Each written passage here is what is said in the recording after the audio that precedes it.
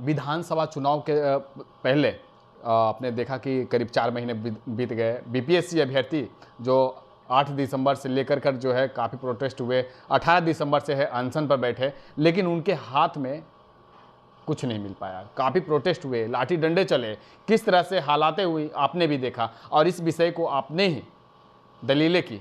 तो क्या लगता है कि बीपीएससी अभ्यर्थी जिस तरह से हाई कोर्ट से झटका लगा है, सुप्रीम कोर्ट का दरवाज़ा खटखटा है, वहाँ से क्या कुछ उनको जो है हित में बड़ा फैसला आएगा?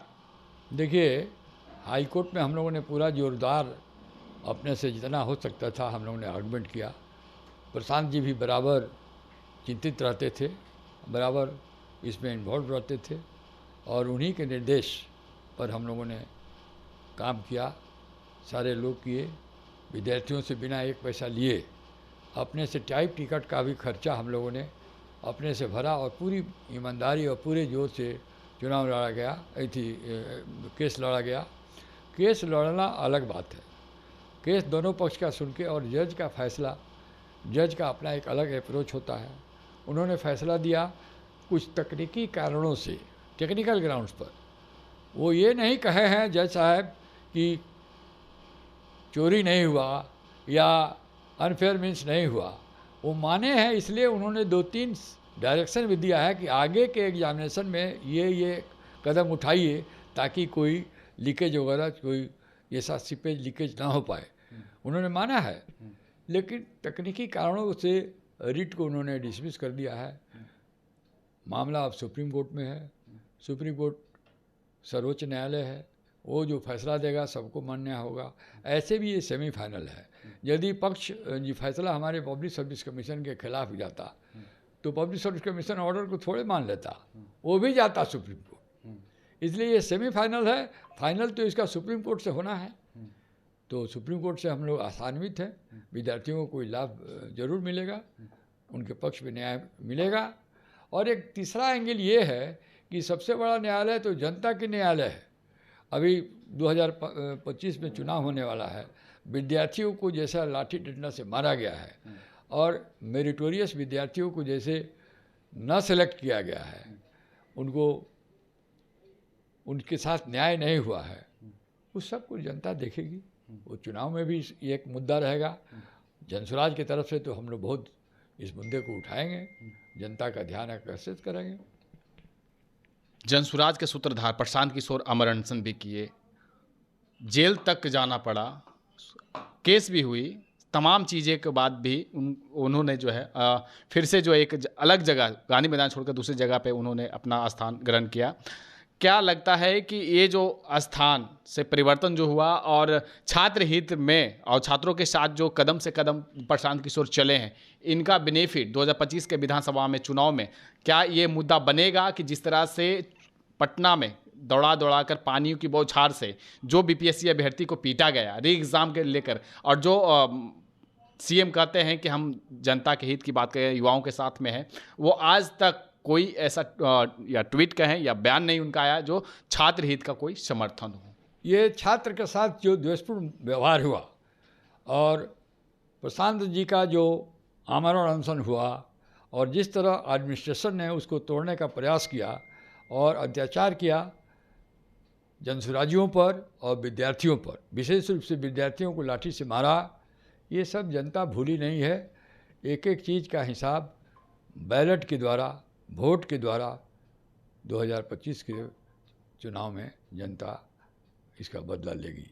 क्या लगता है कि ये जो केस किया गया था बीपीएससी अभ्यर्थी री एग्जाम को लेकर, आप मानते हैं कि गड़बड़ी हुई थी? कुछ ऐसा एविडेंस आया था कि हाई कोर्ट में दिया गया लेकिन उस चीज़ को माना नहीं गया, सिर्फ इनडायरेक्टली वे में इंडिकेट कर दिया गया कि अगली बार से जो है एग्ज़ाम हो उसमें इस तरह का ध्यान दिया जाए? देखिए, हाई कोर्ट का जो फैसला आया है वो बीपीएससी को क्लीन चिट नहीं दिया है।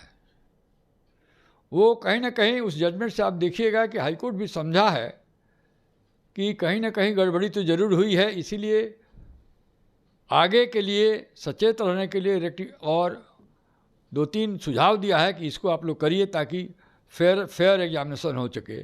लेकिन रिट को टेक्निकल कारण से, तकनीकी कारणों से डिसमिस कर दिया। तकनीकी क्या क्या? तकनीकी जैसे बहुत डिस्प्यूटेड क्वेश्चन ऑफ फैक्ट हो गया, इधर से एक स्टोरी है, इधर से एक स्टोरी है, तो हाई कोर्ट तो अपने एविडेंस को एग्जामिन नहीं कर सकता है 226 में। ये बहुत बड़ा एक टेक्निकल प्रॉब्लम है कि एविडेंस का इन्वेस्टिगेशन जब डिस्प्यूटेड एविडेंस हो जाता है दोनों तरफ से, तो 226 में इसका निराकरण नहीं हो पाता है। एक और है कि कोचिंग संस्थानों पर भी आरोप लगा था कि वो आकर जो है इस आंदोलन को जो है गलत दिशा में लेके गए। उसके बाद जो है जनसुराज के ऊपर भी आरोप लगा कि अपनी जो है दाल गलाने के लिए, यूं कहे तो अपने वोट बैंकिंग के लिए राजनीति करना शुरू किया। तो क्या इस चीज़ को भी उस जगह पे मेंशन नहीं हुआ? नहीं, कोचिंग वाला तो एक दूसरा इशू है। हम लोग का जो रिट था कोचिंग वाले पर, तो कोई सुप्रीम कोर्ट के एक लॉयर ने किया था PIL, उसमें ये इशू था। लेकिन हम लोगों के रिट में विद्यार्थियों के साथ जिससे गलत क्वेश्चन आना, गलत की नोट्स बनाना, 200 हर एक सेंटर पर करीब 20-25 सेंटर पर कैसे अनफेयर मीन्स हुआ, कैसे क्वेश्चन लीक हो गया, कैसे जैमर काम नहीं कर रहा था, वो सब इशू हम लोगों ने उठाया था। कोर्ट ने कहा कि बहुत सारा डिस्प्यूटेड क्वेश्चन ऑफ फैक्ट है, इसको 226 में डिसाइड कर पाना मुश्किल है, इसलिए टेक्निकल ग्राउंड पर हम लोगों का जो रिट, विद्यार्थी का जो रिट था जिसको हम लोगों ने किया था, उसको डिसमिस कर। री एग्ज़ाम होगा लगता है सुप्रीम कोर्ट से हो सकता है, हो सकता है, होगा या नहीं होगा कहना ज़रा मुश्किल है। अल्टीमेट जुडिशियल डिसीजन क्या होगा, लेकिन there is a scope for the supreme court, there is a chance in the supreme court कि री एग्जाम का ऑर्डर कर सकता है। चांस है कि सुप्रीम कोर्ट दे सकता है। तो धैर्य रखें छात्र के री एग्ज़ाम की, पूरा धैर्य रखें। धन्यवाद। तो आपने देखा किस तरह से BPSC अभ्यर्थियों को लेकर जो है YB गिरी जो वक्ता हैं, उन्होंने कहा है कि देखिए धैर्य रखिए, सुप्रीम कोर्ट से अच्छा ही जो है संदेश आएगा। जिस तरह से आपको हाई कोर्ट में झटका लगा था, लेकिन झटका वो ऐसा झटका नहीं था, क्लीन चिट भी नहीं मिला BPSC को, जैसा समझ रहे हैं क्लीन चिट नहीं मिला है, सुप्रीम कोर्ट से अच्छा आएगा।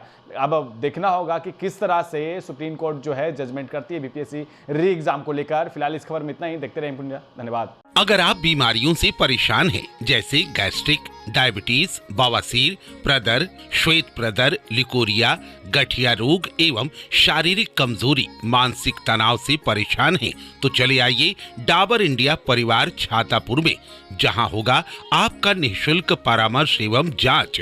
हनुमान मंदिर के पीछे मस्जिद के बगल में महाश्रमण इंटरप्राइजेस हीरालाल जैन जी के मकान में। रोगी देखने का समय है प्रत्येक सप्ताह, दिन शनिवार, समय 10 बजे दिन से 5 बजे शाम तक। अधिक जानकारी के लिए संपर्क करें 8406809123।